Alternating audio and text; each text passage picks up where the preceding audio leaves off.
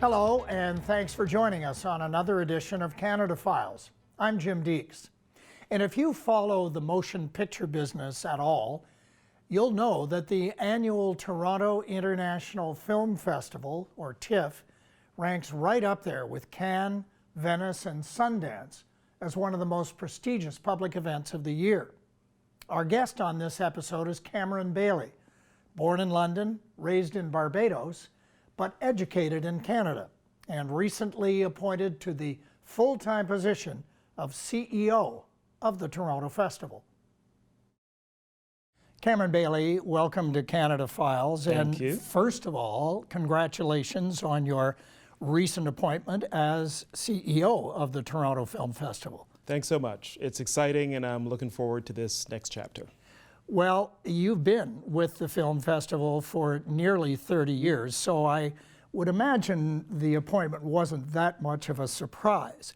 But I wonder if the 7-year-old boy who came here from Barbados in the late 1960s ever would have thought that he could succeed to a position as lofty as you have.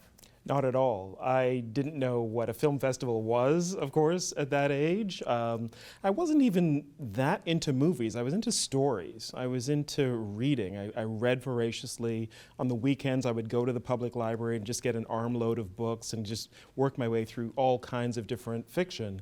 And it was only in university that I actually discovered film, and then I got excited about movies. But even then, when I started to write about movies, I never thought of an organization like the Toronto Film Festival and the position that I'm now in. Let's go back, though, to 7 years old. When you came to Canada, was it really hard to adapt to a new country, a much colder country, a much whiter country? Mm-hmm. Was it difficult for you? Yeah, of course it was. My sister and I landed in Toronto in August of 1971. We were part of a wave of immigrants that was really changing the face of Toronto and then eventually Canada as a whole.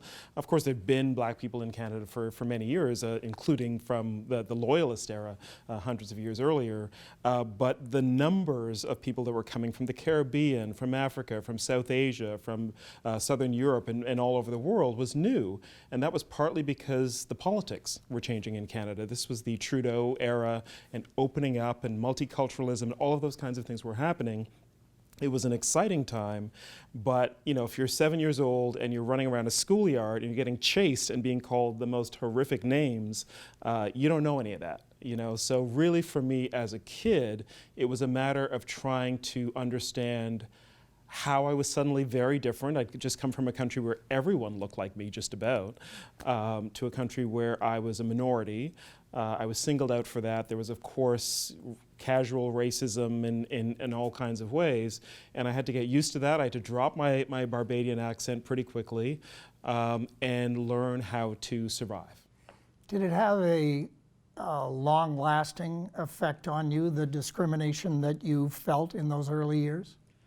I think what that did is it gave me, through my whole life, a sense of being, I guess, an outsider coming in from the outside, being empathetic to other people who are outsiders of all kinds. Of course, there are many, many waves of immigrants that continue to this day into Canada, and newcomers always face some kind of barriers, just assimilating to Canadian society. So I'm very attentive to that. But I think also I'm at home lots of different places. And I've been lucky enough that, by the time I was 8 or 9 years old, I'd had 3 different accents, lived in 3 different places, and learned to get by in 3 different kinds of societies and cultures. And that, plus being able to travel later on, allowed me to feel at least partially at home in Canada, in the Caribbean, in Europe, eventually in Asia, and I've spent a lot of time traveling there as well. So what did spark your interest? You said you were interested in stories as a kid. You went off to university after high school, obviously, and studied English literature originally. What did you actually intend to do with that degree, if indeed you finished your degree in English Lit? Or were you already thinking, I'd like to get into the motion picture industry somehow? You know, my 19-year-old plan at the time was to do an undergraduate degree in English literature and then to become a journalist, to go to journalism school. I chose Western University in London, Ontario, which has a terrific journalism program. And I was hoping to get into that and do graduate work in journalism and then go on to become a reporter or a columnist or a film critic or whatever it was, some way of writing, probably about culture and ideas. That was what I was most interested in. In my second year at Western, I took a film course as an option, contemporary cinema, started with Jean-Luc Godard's Breathless, and then went everywhere but Hollywood from there. So we saw lots of European movies, we saw Latin American movies, we saw Asian films, African films, movies that I had never seen in my life before. I grew up just watching movies on TV, whatever was being offered from old Hollywood. And I discovered that movies could do a lot more than just entertain, that they could contain ideas, that they were an art form unto themselves, and that was what got me started. After you got out of university, you started to get into writing for film. That's right. And I wonder why you didn't, at that point, decide, if I want to be in the motion picture industry, I better get off to LA real quick, or maybe even Vancouver. But it seems to me that the last place most people wanting to get into movies in the mid-70s would want to be in would be Canada. You know, it never even occurred to me. I liked Toronto by that point. I'd gotten used to it. I'd grown up in Toronto. I had friends and colleagues here, and actually doors started to open for me. When I graduated from Western University, I came back to Toronto and began writing first for a publication called Cinema Canada, a trade publication covering the industry in Canada, and got to meet some people there. And then I went on to an alternative weekly called Now Magazine, and that was a really exciting time for that publication. It was like the Village Voice or the LA Weekly, all of these alternative publications that covered the latest in music and movies and books. It felt like you were on the cutting edge. And that was really what kept me in Toronto. And I got to write about everything from Die Hard to experimental cinema to the new documentaries, and eventually got to go abroad and cover the Berlin Film Festival and festivals all over the world for this publication. And then eventually you got a job, not full-time, I don't think, but a job as a programmer for the Toronto International Film Festival. What are some of the films that you brought to TIFF that perhaps TIFF might never have been aware of? You know, one thing I'll always remember, I started first of all programming something called Perspective Canada. At that point we had a section devoted to Canadian films. And we were launching some of the new films by people like Adam Agoyan, Patricia Rozema, Deepa Mehta, Bruce McDonald, Don McKellar. If you follow Canadian film, these are now very prominent names in film. These are certainly prominent names. At the time, we were showing their first and second feature films and introducing them to audiences here in Toronto and to the international film industry that came to our festival. And then, in 1991, I traveled with the then head of the festival, Piers Handling, to Ouagadougou, Burkina Faso, and West Africa. And we attended something called FISPACO, which is the biggest African film festival in the world. And that introduced me to the entire global African film culture, the filmmakers, the people who bought and sold African movies, the curators. And I made some lifelong friendships there. And I came back and eventually, in 1995, started something called the Planet Africa section, which was a section devoted to films from the African continent and diaspora. And it included films like Spike Lee's documentary, Four Little Girls, about the Birmingham church bombing. And those were the kind of films that we were bringing from African-American filmmakers, Black British filmmakers, Latin American, Caribbean filmmakers, and so forth. That must have had a tremendous effect on, particularly on the African film. I don't even know if there was an industry. It would have been just a bunch of independent filmmakers in Africa, but that must have been a huge step up for them to be featured in a film festival in Canada. Well, you know, there were some great African filmmakers like Ousmane Sembène and Souleymane Cissé who were working very well between their home countries, might be Senegal or Mali, and France, which was often funding these films as a kind of a colonial hangover. These were the countries that they had colonized many years earlier. But those films often weren't making it to North America in the same way.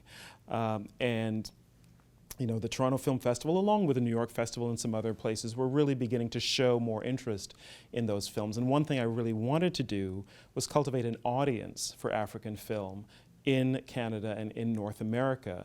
And I felt that by showing those films alongside films by filmmakers who are also part of the African diaspora and trying to kind of build those bridges, you know, the cinematography, the sense of pacing, rhythm, the way stories were told, sometimes were quite similar between South Africa and the South Bronx, you know, or between Bamako in Mali and Brixton in London. And trying to build those bridges was what Planet Africa was all about. By the time you started to work with TIFF in the early 90s, it had already established itself as one of the premier film festivals in the world, which was, I don't want to say ironic, but it was pretty impressive because the film festival itself was started in the mid-70s by, almost on a whim, by a couple of well-connected marketing guys. But it pretty quickly developed into a major industry event and well attended by stars and built a very good reputation. What was the secret sauce that put TIFF into the limelight or put it into the upper echelon of film festivals? You know, I think it boiled down to a combination of the glamour of the movies and the kind of everyday embrace of the audience, of people. The film festivals that were prominent up until the point of the Toronto Film Festival's beginnings were very much about glamour and prestige and exclusion. You know, to be in the Cannes Film Festival or the Venice Film Festival, which was the very first festival that was ever started, that was something that was out of reach for the everyday moviegoer.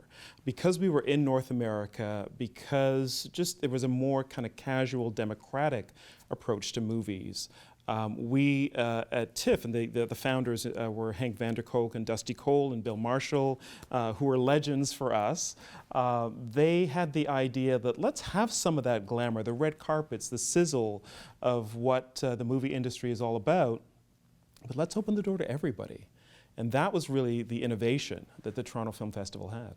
Aside from making movies available to film buffs that have not yet been released, or introducing film buffs to films from other countries, as you were doing from Africa, what does a film festival do? What is the purpose of a festival? It's a great question. A film festival does a number of different things. One of the most important things that it does is it raises the awareness of a film and the people in it and the people who made it. I will always remember when Oprah Winfrey came to our festival in 2009. She was part of the team that was bringing a film called Precious by Lee Daniels to our festival. And on the red carpet, she said she was there to raise awareness for this film. She was an executive producer on it. It went on to win Academy Awards and to be very, very successful, but it was an unknown quantity until it went to film festivals. First the Sundance Film Festival and then Toronto, and all of a sudden it just blew up after that. And so the first thing is to raise awareness, but there's also just the hard commerce of the film industry as well. Films cost a lot of money to make. They have to earn that money back, often by selling the rights to different territories around the world. And those sales happen at film festivals. And so the Toronto Festival is where big movies are often sold for very big amounts, and the buyers and sellers congregate here. The audience is what makes it special because we show the movies in front of a public audience. It's very similar to the American audience. They speak English, they're North Americans. And that combination of new movies in front of an audience that can tell you how it's going to play when it releases is what actually seals the deal for the buyers and sellers. Where would you say that TIFF ranks among the top film festivals of the world? I mean, you've mentioned Cannes and Venice and Berlin. There's obviously Sundance. There are several others. Where is TIFF in that pantheon? I think Toronto's in the top bracket of film festivals internationally, certainly. Venice is the oldest festival. Cannes certainly carries an air of prestige that I think is unassailable. Toronto is the biggest public film festival in the world, so the size of our audience, the scale of the festival, the number of different actors of great renown that we bring in, I think is unmatched by other festivals in the world. And we gain relevance, like every festival does, by just the quality of the films that we're able to launch first. And then also from just, who's there attending. The key journalists from around the world who cover the movies, the key stars, the key directors, the buyers and sellers of movies. If they're all there at your festival, that means you're doing it right. Are you festivals all competitive with each other, or are you cooperative? Are you trying to each pull the rug out of the other guy in terms of getting the hot new films, or do you all tend to work together? It's a bit of all of that, honestly. We are colleagues. I mean, if you're in the film festival game, it's because you love movies and you're not satisfied just with what the commercial mainstream is going to give you. You're looking for the really unique experiences in movie going from wherever in the world you can find them. And everyone who runs a film festival or who works for a film festival is there for that reason. So we have that in common, but of course we're competitive as well. We want to get the premieres that are really going to make a difference. And in our history in Toronto, to have had the world premiere of The Big Chill was a big deal for us. To have the premiere of a movie like Slumdog Millionaire or many, many other films, Silver Linings Playbook and many other films that have gone on to great success. That means a lot. And also, there's that moment when a film takes off.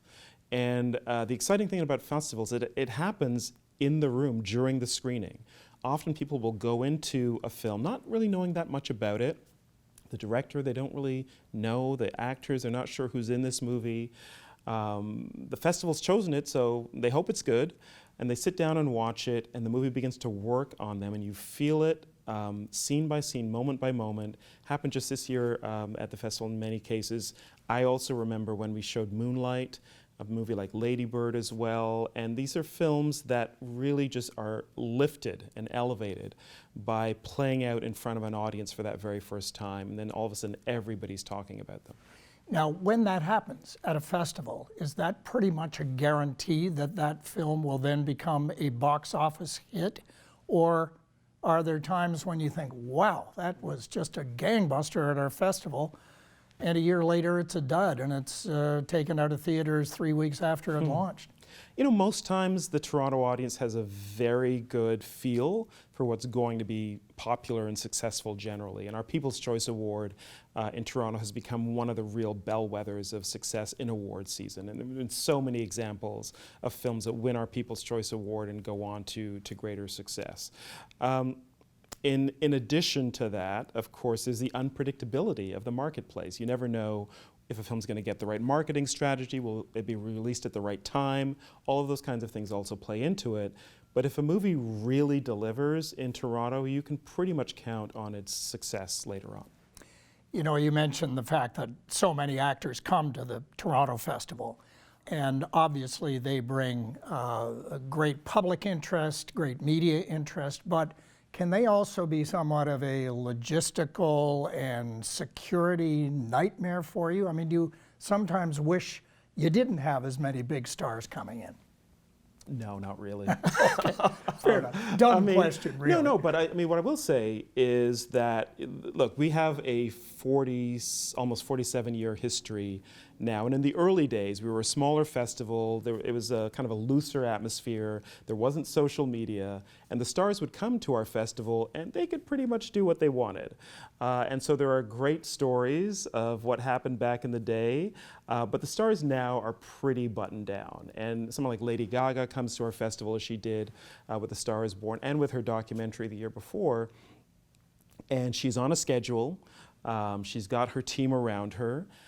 In one case, we had her perform as well as play a documentary that was about her. And she is just note perfect, on time, nothing goes awry at all. So typically when stars come now, they're here to work, they know what they have to do, and they deliver for the audience.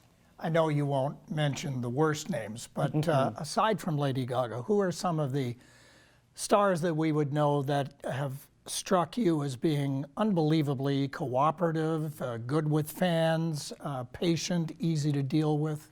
There must be several over the Oh, years. so many, so many. And sometimes, stars have public persona among fans or in media, on social media, that are at odds with how we experience them when they're here.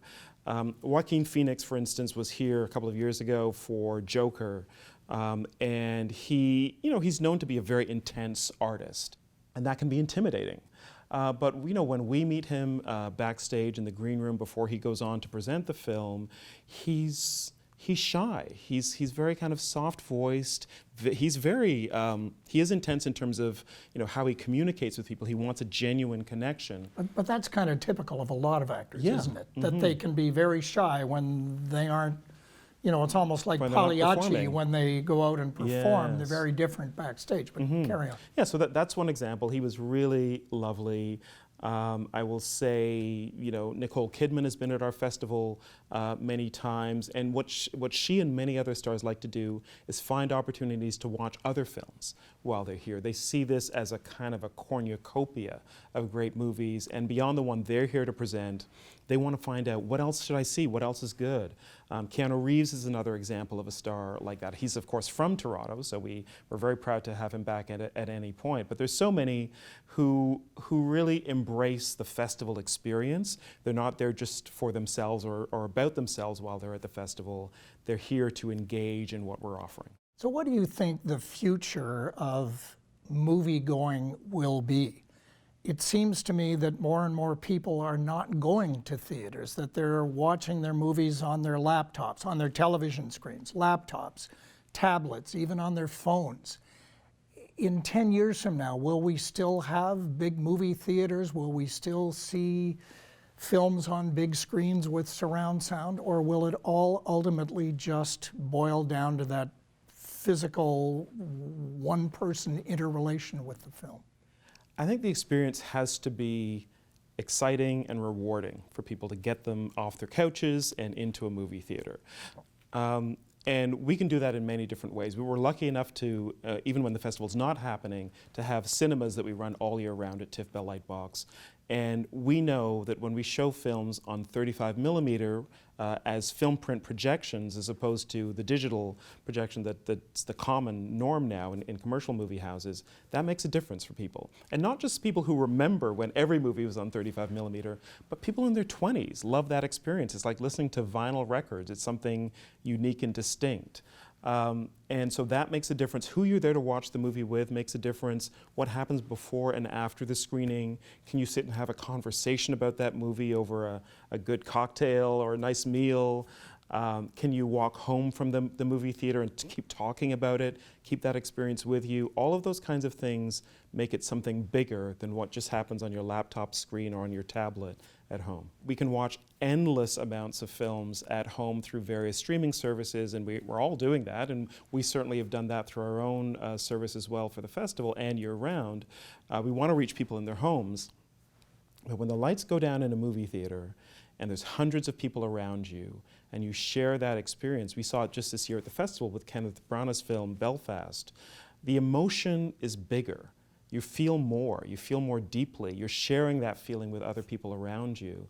And then when the lights go up and you see other people are crying, they've been moved like you've been moved, and you find that you're part of something bigger than yourself. You can't beat that. There's nothing that replaces that collective experience. So we talked about your youth and adapting to Canada, but you've been here now for, well, we won't even talk about how many years. A long time, okay, fair enough. But you became a Canadian citizen fairly soon after you moved here at age 7. And you've stayed here throughout your career. So I'm going to ask you the question that I ask all my guests on Canada Files. What does being Canadian mean to you?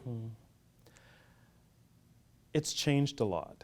When I first came to Canada, I was glad to be here, just amazed at the wealth, the expanse of the landscape, the opportunities. Everything just seemed big. I would say over the last years, and especially more recently, I'm spending a lot of time thinking about what was brought to Canada that changed the lives and in some ways damaged the lives of the Indigenous people who are already here. And I think that's something that all Canadians are, or maybe need to be thinking more about, is that how does Canada evolve understanding the history and the culture of the Indigenous original citizens of this place. I think there's a lot of opportunity if we can actually figure that out and engage in true reconciliation. And I'm excited by that, and excited to bring TIFF into that conversation as well. What a very thoughtful answer. Thank you. And thank you for sharing your experience and your insights here on Canada Files. My pleasure. Thank you, Jim. And thank you for watching. We hope you'll join us again on our next episode of Canada Files.